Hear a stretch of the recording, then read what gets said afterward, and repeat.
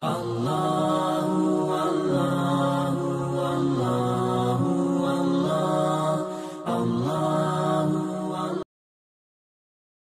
kesempatan ini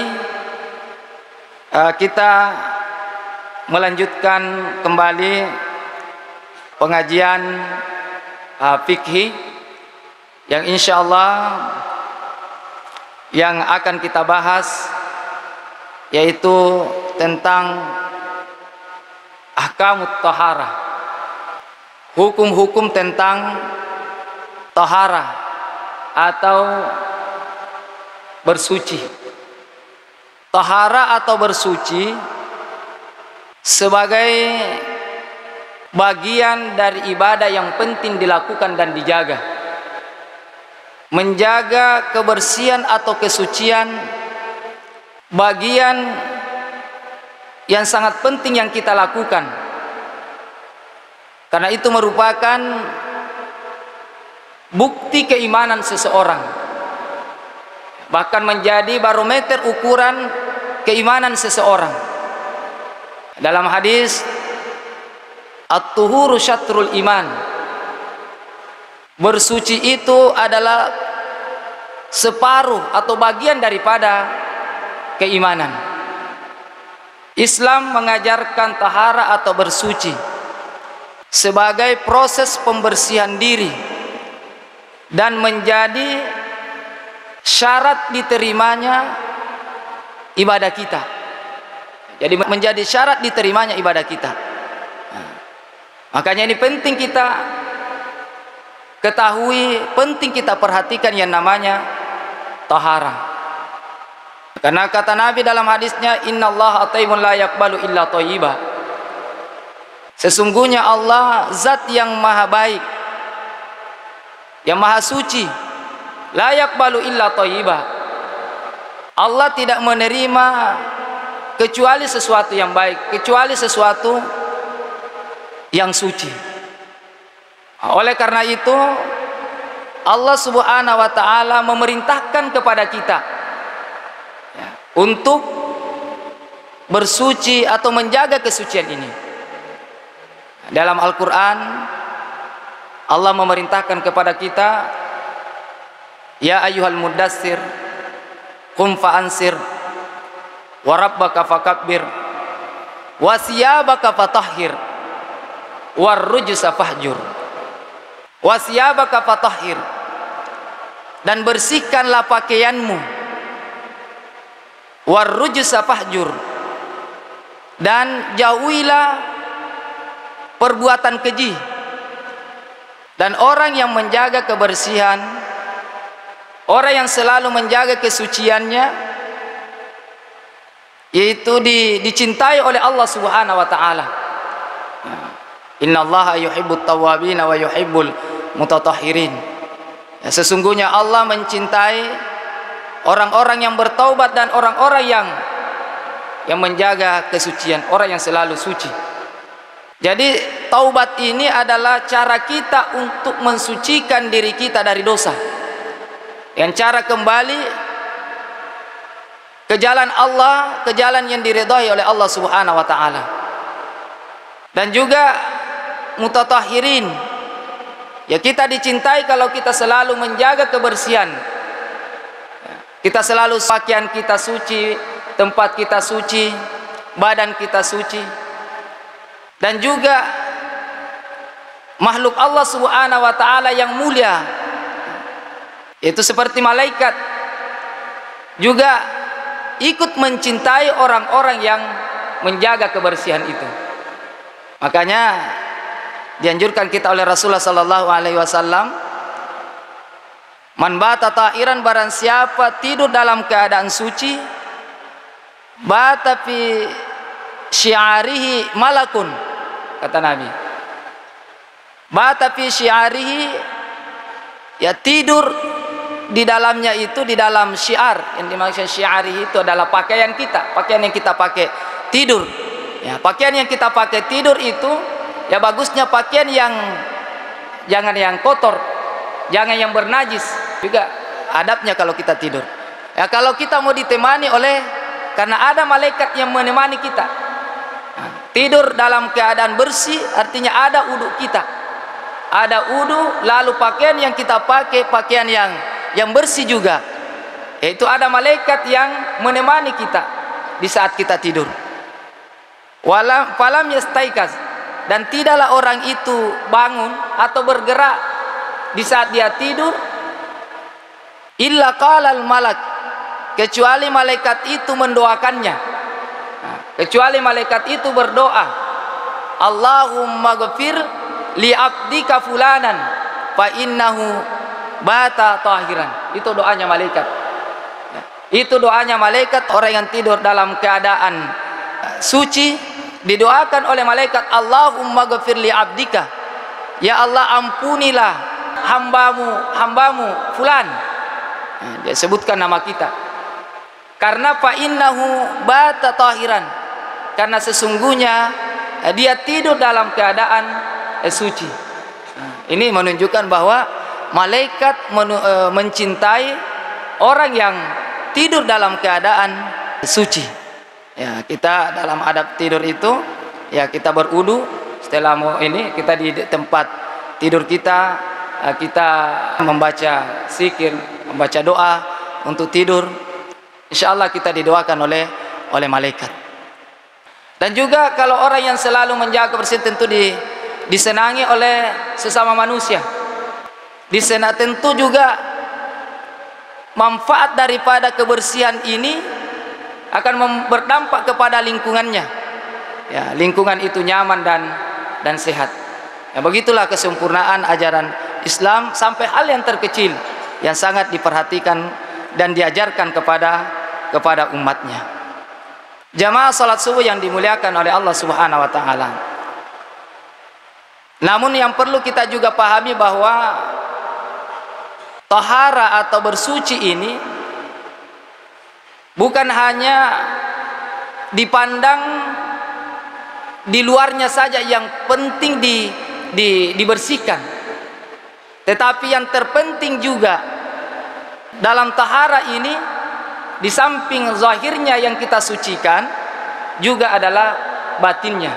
Nah, karena ini sangat keterkaitan juga, sangat terkait dengan diterimanya dan ditolaknya ibadah kita. Jadi bukan saja bahwa penampilan fisiknya saja yang mau dibersihkan, tetapi hati kita, perbuatan kita juga harus dibersihkan dari segala hal-hal yang tidak dicintai oleh Allah Subhanahu wa taala. Nah, makanya Al-Imam Abu Hamid Muhammad bin Muhammad Al-Ghazali, atau dikenal dengan Imam Al-Ghazali, menyebutkan di dalam kitabnya Ihya Ulumuddin, itu di mana beliau menerangkan bahwa at-taharatu lahu arba'a maratib, bahwa tahara itu memiliki 4 tingkatan. Jadi tahara itu memiliki 4 tingkatan. Al-martabatul ula, tingkatan yang pertama, tahara tingkatan yang pertama adalah tathhiruz zahir anil ahdasi wal akhbasi wal fudulat. Itu tingkatan pertama, yaitu tathhiru, menyucikan atau membersihkan az-zahir jasmani, membersihkan jasmani anil ahdasi, dari hadas, ya, baik itu hadas kecil maupun hadas besar, wal akhbasi, dan noda, wal fudulat, dan kotoran. Inilah tingkatan yang pertama, ini yang banyak yang dibahas di dalam kitab-kitab fikih. Ini tingkatan yang pertama. Wal al-martabatus tsaniyah, tingkatan tahara, tingkatan yang kedua, yaitu tathhirul jawarih anil jaraimi wal azami. Tingkatan yang kedua yaitu tathhirul jawarih, membersihkan anggota badan, membersihkan anggota badan anil jaraimi,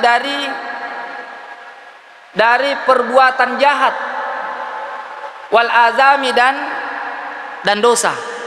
Nah, jadi karena dosa yang dilakukan anggota badan kita itu bisa juga berpengaruh terhadap ibadah yang kita lakukan. Banyak hadis-hadis Rasulullah sallallahu alaihi wasallam yang menjelaskan kepada kita dengan sebab dosa yang kita lakukan sehingga tertolak amal ibadah kita. Nah, seperti yang disebutkan dalam hadis, salasatun la tartafi'u salatuhum fauqa rusyihim shibran. Ada 3 golongan la tartafi'u salatuhum, tidak terangkat salat mereka, fauqa ru'usihim, di atas, lewat dari kepala mereka, shibran, sejengkal. Walaupun di sini ada yang menjelaskan hadis ini bahwa ada yang mengatakan bahwa fauqa ru'usihim di sini la tartafi'u salatum fauqa ru'usihim shibran. Ada yang mengatakan tidak dinaungi nantinya salatnya di hari kiamat. Ada juga berpendapat bahwa ditolak memang salatnya. Ya, inilah siapakah yang 3 golongan ini? Yang tertolak salatnya adalah rajulun amma qauman wa hum lahu karihun. Adalah yang pertama seorang yang mengimami suatu kaum. Mengimami di sini ya ada imam kubra, ada imam sugra. Imam yang sugra, imam salat. Imam kubra adalah ya pemimpin-pemimpin yang diberikan amanah.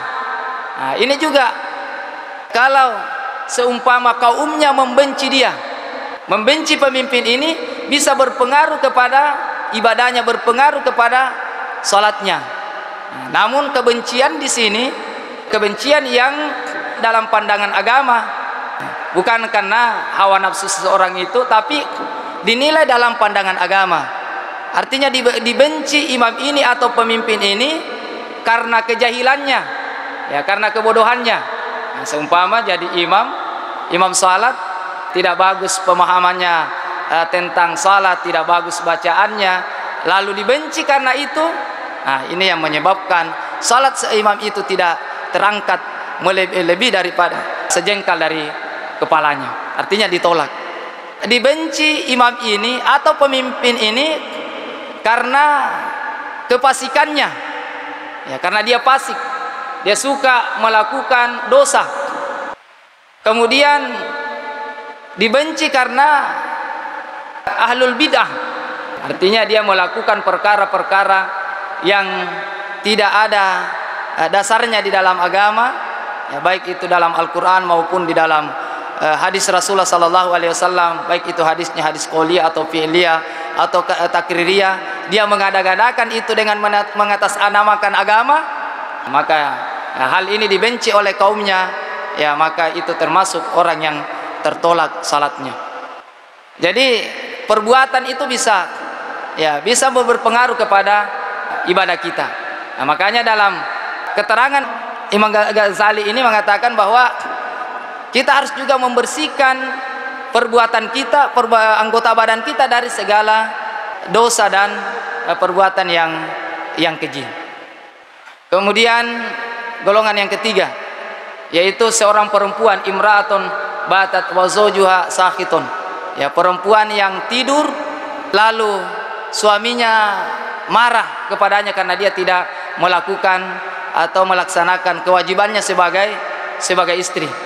Dan juga bukan saja istri yang sebenarnya, suami pun itu kalau istrinya marah karena dia tidak marah kepada suaminya, karena suami ini tidak menjalankan kewajibannya, ya bisa juga salatnya tidak diterima oleh Allah Subhanahu wa taala. Jadi bukan saja yang istri, tetapi suami pun ya bisa ditolak salatnya karena istrinya marah karena lalai dalam menjalankan kewajibannya sebagai suami. Kemudian golongan yang ketiga adalah ikhwani mutasarimani, adalah orang yang dua bersaudara yang saling bertentangan atau sisa lain, ya, orang yang bermusuhan. Kemudian tingkatan yang ketiga yaitu dalam tahara ini tathirul qalbi, membersihkan hati anil akhlaqil mazmumati, dari akhlak-akhlak yang tercela, warasailil mamkutah, dan kehinaan yang merugikan. Nah, ini harus dibersihkan juga akhlak-akhlak kita, diperbaiki akhlak, hilangkan itu dalam diri kita akhlak-akhlak yang tercela seperti ria, sombong, sum'ah, ya hasad, dengki, ya itu semua dihilangkan, dibersihkan diri kita, ya, dibersihkan diri kita dari akhlak atau perbuatan-perbuatan yang tercela. Kemudian tingkatan yang keempat, yaitu tathirus sirri amma siwallah, yaitu membersihkan itu rahasia hati selain daripada Allah Subhanahu wa taala. Artinya bagaimana ini selalu kita menghadirkan Allah Subhanahu wa taala di dalam hati kita, dan kita buang semua yang menghalangi perkara-perkara yang dimana kita jauh untuk mengingat Allah Subhanahu wa taala. Namun yang tingkatan yang keempat ini, menurut dalam keterangan Imam Ghazali mengatakan wahya taharatul anbiya'i wasiddiqin, yang orang yang bisa mampu sampai di tingkatan yang keempat ini adalah para nabi, ya, para nabi dan orang-orang as-siddiqin. Ya, inilah tingkatan keempat, inilah empat tingkatan yang dijelaskan Imam Ghazali dalam pembagian tahara itu. Jamaah salat subuh yang dimuliakan oleh Allah Subhanahu wa taala. Apa sih itu sebenarnya yang dikatakan tahara? Yang dikatakan tahara menurut dalam pandangan agama, ya, di antara yang dijelaskan ulama, yang dikatakan tahara fi'lun ma tustabahu bihi as-shalah min udu'in wa ghaslin wa tayammumin wa izalati najasatin. Yang dikatakan tahara, ini dalam pembahasan fikih, yang dikatakan tahara adalah suatu perbuatan tustabahu, yang membolehkan atau membolehkan sahnya salat. Itu yang dikatakan tahara. Ya, min udu'in berupa, ya, udu, wa ghaslin dan mandi wajib, wa tayammumin dan tayammum, wa izalati najasatin dan menghilangkan najis. Artinya inilah yang banyak yang dibahas dalam pembahasan tahara, tentang udu, tentang mandi wajib, dan tentang tayammum dan menghilangkan najis. Nah, itu yang pembahasan dalam tahara. Kemudian alat yang dipakai tahara itu bersuci. Alat yang dipakai bersuci itu yang pertama adalah alma, air. Itu alat yang bisa dipakai untuk, benda yang bisa dipakai untuk bersuci adalah air. Kemudian at-turab, tanah atau debu. Nah, itu alat yang bisa dipakai bersuci. Kemudian al-hajaru, apa itu al-hajar? Batu. Kemudian ada juga ad-dibak, itu ad-dibak menyamak. Nah, ini ad-dibak ini adalah sebenarnya cara, ya, bukan alat sebenarnya ad-dibak, tapi cara untuk sesuatu yang najis, itu berupa kulit bangkai yang disamak sehingga bisa menjadi suci. Nah, inilah pembahasan kita dalam pembahasan kita ini tentang tahara. Saya rasa sampai di sini dulu yang kita bahas. Baiklah, mari kita bersama-sama menutup majelis kita ini dengan bersama-sama membaca doa. A'udzubillahi minasyaitonirrajim. Bismillahirrahmanirrahim. Alhamdulillahirabbil alamin, hamdan syakirin, hamdan na'imin, hamdan yuafi ni'mahu yukafi mazidah. Ya Rabbana lakal hamdu kama yanbaghi li jalali wajhika wa 'azimi sultanik. Allahumma salli wa sallim wa barik ala sayyidina Muhammadin wa ala alihi wa sahbihi ajmain. Allahumma jam'ana hadza jam'an marhuma wa tafarruqa min ba'dihi tafarruqan ma'suma. Allahumma inna nas'aluka al-huda wat tuqa wal 'afafa wal ghina. Allahumma inna nas'aluka ridhaka wal jannah wa na'udzubika min sakhatika wan nar. Allahumma innaka 'afuwun karim tuhibbul 'afwa fa'fu 'anna ya karim. Allahumma inna nas'aluka 'ilman nafi'an wa rizqan thayyiban wa 'amalan mutaqabbala. Rabbana taqabbal minna innaka antas samiul 'alim wa tub 'alaina innaka antat tawwabur rahim. Rabbana atina fid dunya hasanah wa fil akhirati hasanah wa qina adzabannar. Wa sallallahu ala sayidina Muhammadin nabiyil ummi wa ala alihi wa sahbihi wasallam. Wa akhiru da'wana alhamdulillahi rabbil alamin. Bi barakati suratil Fatihah. Bismillahirrahmanirrahim. Alhamdulillahi rabbil alamin. Ar-Rahmanir Rahim. Maliki yaumiddin. Iyyaka na'budu wa iyyaka nasta'in. Shiratal ladzina an'amta 'alaihim ghairil maghdubi 'alaihim. Lebih dan kurangnya mohon maaf. Minallahil musta'an wa alaihi tiklan. Assalamualaikum warahmatullahi wabarakatuh.